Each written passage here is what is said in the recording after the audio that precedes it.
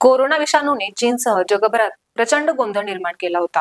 अजूनही तो पूर्णपणे संपला नसताना आता आणखी एक विषाणू पसरू लागला आहे, ज्याचा सर्वाधिक उद्रेक चीनमध्येच दिसून येत आहे. कोरोना विषाणूच्या वेळेसही असेच सांगण्यात येत होते की कोरोना हा रोग एवढ्या गंभीर स्वरूपाचा नाही, असं पहिल्या टप्प्यामध्ये सांगण्यात येत होतं. परंतु याचं गांभीर्य लक्षात न घेता कोरोना हा भारतात देखील आला आणि त्यानंतर संपूर्ण जगात सगळीकडे लॉकडाऊन करण्याची वेळ आली होती. कोरोना आणि लॉकडाऊन यामुळे सामान्य लोकांचे किती नुकसान झाले आहे हे सांगणे देखील कठीण आहे. तसंच आता HMPV या रोगाने देखील चीनमध्ये आता थैमान घातल्याचं दिसत आहे. चीनमध्ये हा व्हायरस वेगाने पसरत आहे. त्यामुळे आता HMPV या व्हायरसचे गांभीर्य लक्षात घेतलं पाहिजे. चला तर पाहूया चीनमध्ये थैमान घातलेल्या HMPV व्हायरस म्हणजे काय आहे. या व्हायरस पासून बचाव करण्यासाठी आपल्याला काय करावे लागेल. नमस्कार, मी प्रियांका भोसले सत्य चॅनल मध्ये आपल्या सगळ्यांचे स्वागत करते. चला तर जाणून घेऊया HMPV म्हणजेच ह्युमन मेटाफिनो व्हायरस म्हणजे नक्की काय आहे, तो किती धोकादायक आहे, त्याच्यापासून आपण आपला बचाव कसा करू शकतो. HMPV हा RNA व्हायरस आहे जो नियमविरिदी कुटुंबातील आहे. या विषाणूमुळे श्वसन संक्रमण होते, ज्याची लक्षणे सहसा सर्दीसारखी असतात. हा रोग सामान्यतः सौम्य असतो, परंतु यामुळे निमोनियासारखी गंभीर समस्या उद्भवू शकतात. मानवी मेटाप्युमो व्हायरस HMPV हा नवीन विषाणू नाही. याची ओळख 24 वर्षापूर्वी 2001 मध्ये झाली होती. तथापि काही शास्त्रज्ञांचा असा दावा आहे की हा विषाणू किमान 1958 मध्येही पसरला होता. त्यानंतरही त्याची गांभीर्याने दखल घेतली गेली नाही किंवा त्यावर फारसे संशोधनही झाले नाही. हा विषाणू देखील भीतीदायक आहे, कारण 5 वर्षापूर्वी कोविडच्या सुरुवातीस अशीच प्रकरणे नोंदवली गेली होती आणि त्यानंतर त्याने संपूर्ण जगाला वेढले होते. सध्या चीनमध्ये लाखो लोकांना HMPV विषाणूची लागण झाली असून रुग्णालयामध्ये रुग्णांचीही गर्दी सातत्याने वाढत आहे. चीनच्या उत्तरेकडील भागात HMPV विषाणू वेगाने पसरत आहे. अधिकाधिक लहान मुलं याला बळी पडत आहेत. भारतातही HMPV विषाणूचा पहिला रुग्ण आढळलाय. बंगळुरूमध्ये एका 8 महिन्यांच्या मुलीला या विषाणूची लागण झाल्याचे आढळून आले आहे. सोशल मीडियावर अनेक फोटो आणि व्हिडिओ व्हायरल होत आहेत, ज्यामध्ये चीनमध्ये HMPV विषाणूने किती कहर केला आहे हे लक्षात येऊ शकते. इतके लोक या विषाणूला बळी पडले आहेत की रुग्णालयांमध्ये रुग्णांसाठी बेडचा तुटवडा आहे. चीन आरोग्य अधिकाऱ्यांनी या विषाणूचा सामना करण्यासाठी काही प्रोटोकॉल लागू केले आहेत, मात्र याबाबत कोणतीही आपत्कालीन स्थिती अधिकृतपणे जाहीर करण्यात आलेली नाही. HMPV विषाणू खोकला आणि शिंकणे यातूनही पसरतो. याशिवाय हा विषाणू संक्रमित व्यक्तीच्या संपर्कात आल्यानेही पसरू शकतो. त्याचा प्रभाव 3 ते 5 दिवस राहतो. हिवाळा आणि वसंत ऋतूमध्ये या विषाणूचा संसर्ग होण्याचा धोका जास्त असतो. खोकणे आणि शिंकणे याशिवाय HMPV विषाणू संक्रमित व्यक्तीला हस्तांदोलन, मिठी मारणे यामुळे हा पसरतो. यासोबतच एखाद्या संक्रमित व्यक्तीने दरवाजाचा हँडल, कीबोर्ड किंवा खेळण्यांना हात लावला तरीही संसर्ग पसरू शकतो.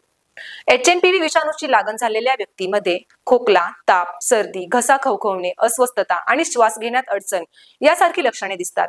लहान मुले, वृद्ध आणि प्रतिकारशक्ती कमी असलेल्यांना HMPV विषाणूचा संसर्गाचा सर्वाधिक धोका असतो. खरंच हा HMPV व्हायरस किती धोकादायक आहे?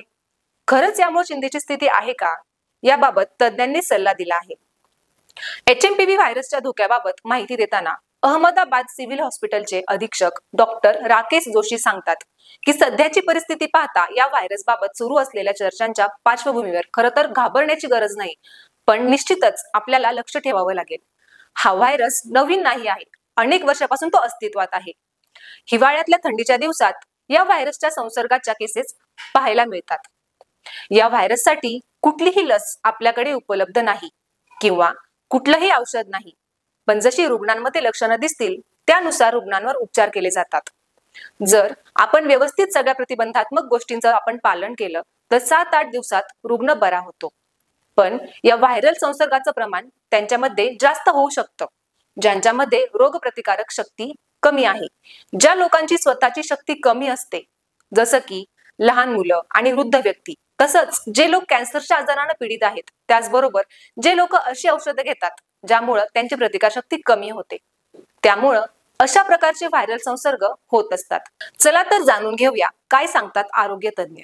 या संदर्भात इंडियन मेडिकल असोसिएशन अर्थात IMA चे माजी अध्यक्ष अविनाश भोंडवे यांनी त्यांच्या X अकाउंटवरून एक व्हिडिओ जारी केला आहे. या व्हिडिओमध्ये त्यांनी या नव्या विषाणूबाबत सविस्तर माहिती दिली आहे. डॉक्टर अविनाश भोंडवे यांनी व्हिडिओमध्ये HMPV विषाणूची लागण झाल्यास दिसणाऱ्या लक्षणांचा उल्लेख केला आहे. हा कोविड सारखाच असला तरी कोविडच्या गटातला नाही. त्याची तीव्रता कोविडपेक्षा कमी आहे. त्याचा मृत्यूदर देखील कमी आहे. कोरोना विषाणूच्या गटापेक्षा या विषाणूचा गट वेगळा आहे. न्यूमोफिरिडी नावाच्या गटातला हा विषाणू आहे. याची बाधा झाल्यानंतर नाकातून सतत पाणी गळणं, शिंका येणं, खोकला येणं, घसा खवखवणं, ताप येणं अशी लक्षणं दिसतात. याची तीव्रता वाढत गेली तर निमोनिया होण्याची लक्षणं दिसून येतात.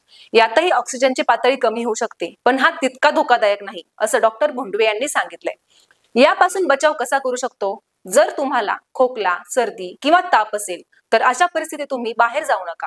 स्वतःला आयसोलेट करून घ्या, म्हणजे इतरांच्या संपर्कात येणार नाही अशा बंद खोलीत राहा.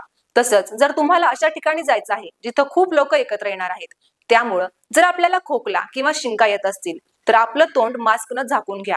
यामुळं हा व्हायरस इतरांपर्यंत पसरण्यापासून तुम्ही रोखू शकता.